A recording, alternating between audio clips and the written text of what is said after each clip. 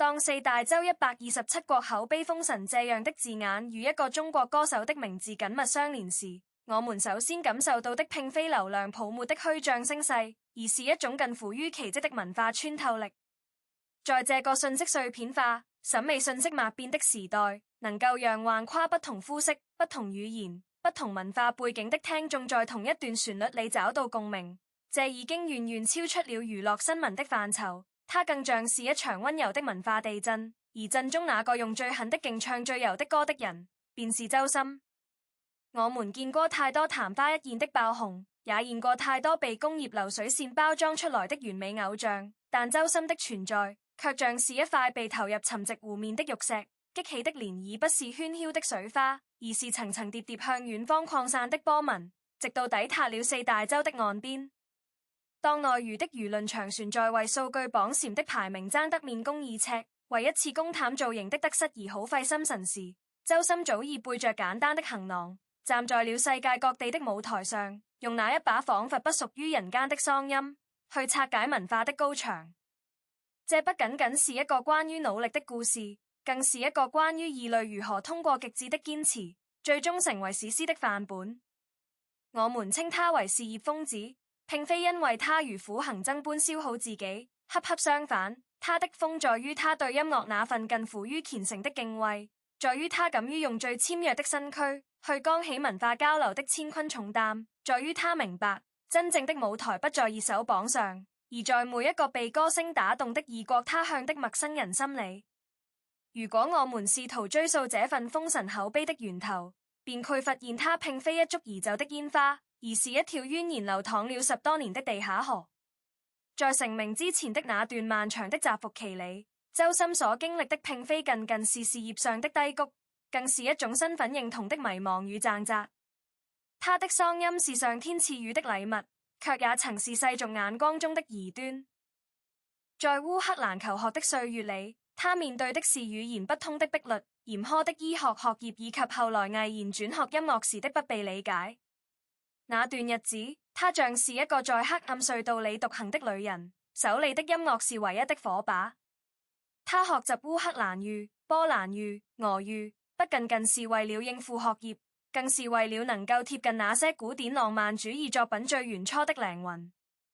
她曾在無數個深夜，躲在琴房裡反覆打磨一首詠嘆調，只因為一個氣候的轉換不夠平滑。她曾為了理解一首外國民謠背後的民族性格，翻遍了圖書館裡關於那個國家民族的書籍。這種在磨人問津處下很勁的習慣，貫穿了他職業生涯的始終。當後來的人們驚嘆於他能夠在演唱中精準還原每一種語言的韻味時，我們應當明白，那不是天賦的偶然閃現，而是他如同地質學家般，一寸一寸地勘探語言與音樂交界的岩層，最終找到了那個能讓所有聽眾都能共振的頻段。他的狠，首先是對自己認知的顛覆，他必須接納那個與眾不同的自己，並將這份不同鍛造成無可替代的利劍。這個接納與鍛造的過程，遠比我們在舞台上看到的任何一個高音都要驚心動魄，因為那是一個靈魂在自我懷疑的深淵裡，硬生生毅着自己的頭髮把自己拔出來的過程。正是這段沉默的扎根期，鑄就了他後來面對世界舞台時的那份從容，因為他早已在更艱難的境地裡完成了對自己最徹底的征服。帶着這份被歲月打磨過的鋒芒與油韌，周深開始了他向外的探索。當我們將目光投向他在四大洲的足跡時，看到的不僅僅是一場又一場演出的地理坐標，而是一幅用音符繪製的情感地圖。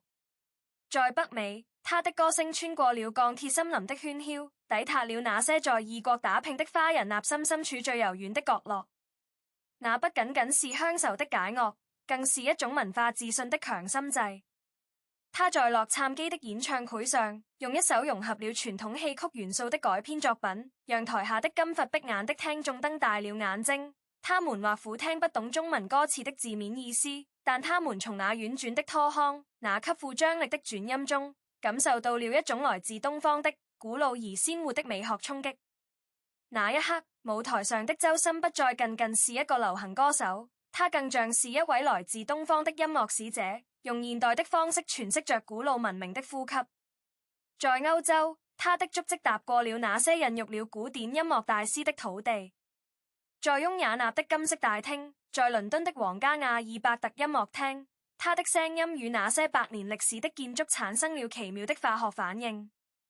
他沒有去刻意迎合西方主流審美中的東方主義獵奇心理，而是用最純粹的人聲去演繹那些跨越國界的經典作品，同時將中文歌曲的意境提升到了世界殿堂級的高度。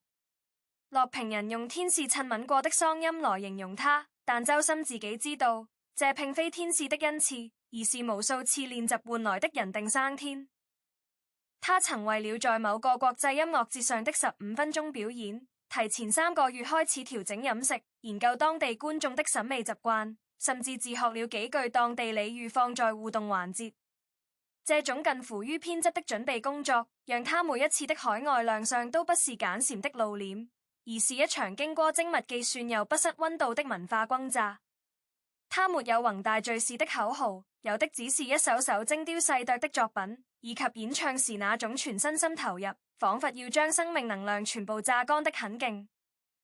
而這種狠勁傳遞到人中耳中時，卻化作了給予的溫柔撫慰。這種強烈的反差感，正是他能夠征服不同文化背景人中的殺手。人們在他身上看到了一種可能性，原來內娛輸出的不僅僅是古裝劇的華麗袍子，或是武術的圓木招式，船有這種能夠直擊人類共同情感軟肋的聲音藝術。真正讓周深躋身口碑封神行列的，除了那些璀璨的國際舞台高光時刻，船有他在處理每一首作品時那種如同工匠對待傳世珍寶般的細膩度。在錄音棚裡，他是一位不折不扣的完美主義者，甚至可以預示暴君，只不過這個暴君施暴的對象永遠是他自己。一句歌詞的錄音，他可以交出幾十個版本，每一個版本的情緒帶進、氣息深淺都截然不同，供製作人去挑選最契合歌曲靈魂的那一軌。這種在細微處下很勁的作風，讓他的音樂作品擁有了極高的分辨率。戴上耳機，你能聽到佐爾呢喃的氣聲如同羽毛劃過心臟，又以清晰的咬字卻又帶着不容置疑的篤定。他擅於在歌曲中構建複雜的層次感，在最輕柔的段落裡，你能感受到暗流洶湧的克制；在最爆發的副歌中，他又能巧妙地流出呼吸的間隙，讓情感不至於悶熱到失真。這種對動態平衡的精準掌控，讓他的現場常常被歌迷戲稱為音響是金石。因為只有足夠好的設備，才能捕捉到他聲音裡那些微小的，如同星光閃爍般的泛音列。而在綜藝節目的舞台上，他又展現出了事業瘋子的另一面，極度的真誠與謙卑。他不吝於提攜後輩，也敢於在專業領域提出真知灼見。他用一種溫和卻堅定的方式，擁護着音樂創作的嚴肅性。當其他人在流量遊揮中玩得風生水起時，他選擇了一條更難走的路，去當那個在狂歡人群中低頭調音的匠人。他非常清楚，所有的鮮花與掌聲，所有的封神讚譽，都嚟源於那一次次枯燥的練聲，一趟趟漫長的旅途，一個個不眠的改編之夜。他曾在一個紀錄片中輕描淡寫地提到，自己在飛機上的時間比在地面還多，而他最享受的時刻是麥米高空中隔絕了所有信號，戴上耳機，打開一份全新的 demo， 開始構思人聲配器的時刻。那一刻，他不是被麥千寵愛的明星，只是一個單純的對聲音充滿好奇的孩子。這種初心不改的風景，是他能夠持續輸出高品質作品的永動機。在如今這個快消品充斥耳膜的時代，他堅持用做藝術品的態度去做商品，這種看似不合時宜的堅持，恰恰成了他最具殺傷力的武器。因為人中的耳朵是誠實的，無論營銷做得多麼天花亂墜，最終能夠穿越時間留下來的，只有那些真正觸及靈魂的音符。周深深諳此道，所以他從不吝嗇在作品打磨上投入巨大的時間成本與精力成本。他像是在這個速食時代裡，固執地文火慢燉一鍋湯的廚子，不急着上菜，只等着那一縷醇厚的香氣隨風飄過4大洲的海面，吸引着無數疲憊的靈魂沉香而來。而當這股來自東方的聲音能量匯聚成一股不可忽視的國際現象時，我們有必要冷靜地思考，周深的封神對於內娛乃至整個華語流行文化圈究竟意味着什麼？長久以來，我們在文化輸出的道路上經歷過太多的水土不服，要麼是過於迎合國際口味而丟失了自身特色，要麼是過於強調本土符號而陷入自粵自話的困境。周深的成功提供了一個極具參考價值的中間路徑，他證明了文化的最高級交流往往發生在人類共通的情感層面，愛與孤獨，希望與堅韌，鄉愁與遠方。他的歌禪裡既有自綿悱惻的國風古韻，也有大氣磅的史詩配樂；既有充滿童真的二次元言曲，也有直擊寫繪現實的深刻民謠。這種跨越風格界限的能力，讓他的音樂本身就成為了一種世界語。他不刻意去解釋中國風是什麼，而是通過那一聲穿越雲霄的海豚音，讓全世界的聽眾自行感受到東方文化的空靈與壯闊。他不刻意去強調民族的就是世界的，而是用一首首根據地方小調改編的現代作品，讓世界聽到了中國土地上的多元化聲音。這種潤物細無聲的滲透，比任何硬性的推廣都更具生命力。他的聽眾遍布四大洲，這些人或苦永遠不配用筷子，或苦分不清京劇與昆曲，但當他們聽到周深在某個頒獎禮上即興清唱的一段旋律時，他們會停下腳步，起一身雞皮疙瘩，然後在社交平台上激動地寫下：雖然我不懂歌詞，但我引懂了這份情感。這便是音樂最原始的力量，它繞過了邏輯與語言的重重關卡，直接與靈魂對話。周深深知自己肩負的這種無意中被賦予的使命，因此他更加如履薄冰，更加拼命地練習，更加苛刻地對待每一次亮相。他知道自己站在舞台中央時，背後映照的是華語音樂的未來輪廓。他不能懈怠，因為無數雙不同顏色的眼睛正在注視着這顆來自東方的星。他必須用最極致的光亮去回應那些遙遠的期待。他就像是一位不知疲倦的擺渡人，在文化的此岸與彼岸之間，用歌聲搭建起一座無形的橋樑，讓東方的月色洗在萊茵河上，讓西方的和聲環繞在黃鶴樓頭。這樣的視野與格局，早已超脫了內娛常見的番位之爭與驗壓通稿。他目光所及之處，是整片星辰大海。行文至此，當我們回看用最狠的勁唱最柔的歌這句話時，便有了更厚重的理解。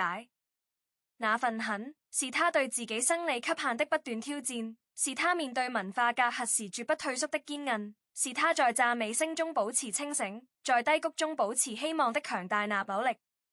而那份柔，是他傳遞給世界的善意，是他歌聲中的撫慰與治癒，是他面對不同文化時的尊重與包容，是他作為一個渺小個體，試圖用聲音擁抱整個世界的溫暖臂彎。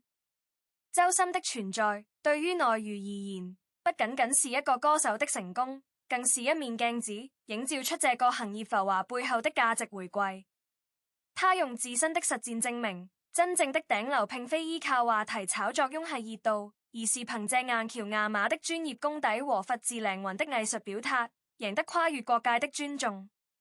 他沒有非文戰身的困擾，沒有嘩眾取寵的言行，有的只是飛往世界各地演出的登機牌，以及錄音棚裡那盞常亮的燈。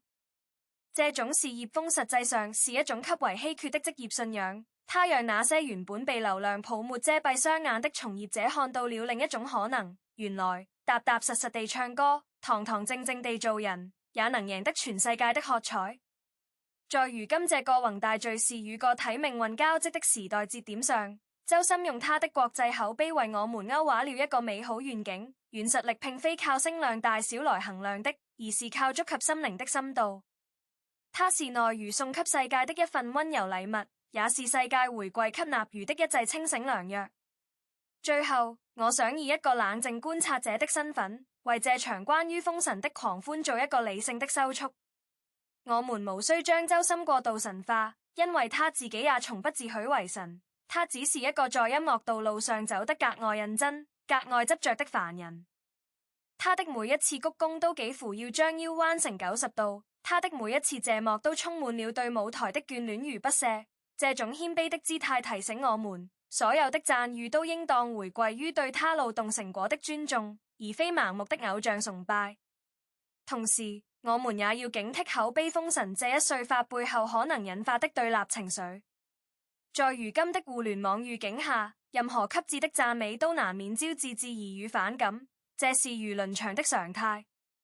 我們提倡理性的討論與善意的批評，因為只有健康的輿論生態，才能滋養出更多像周深這樣專注的藝術家。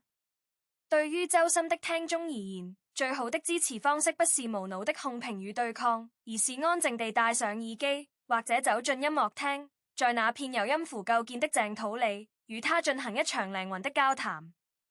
我們欣賞他的才華，更應學習他那種為了熱愛的事業全力以赴、不計得失的風景，並將其轉化為自己生活中的動力。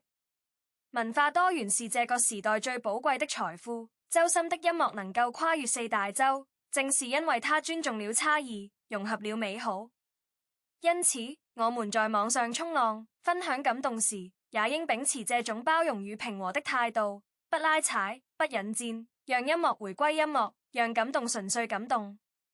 願我們在未來的日子裡，依然能聽到他那穿透雲霄的嗓音，依然能在他編織的旋律裡找到慰藉與勇氣，同時也能以更加成熟、理智的心態，守護這份來之不易的文化驕傲。這世界足夠遼闊，容得下所有的聲音與夢想，而真正的熱愛，從來不是佔有和爭辯，是即使我們隔着山海，也能在同一首歌裡，看見同一片月光。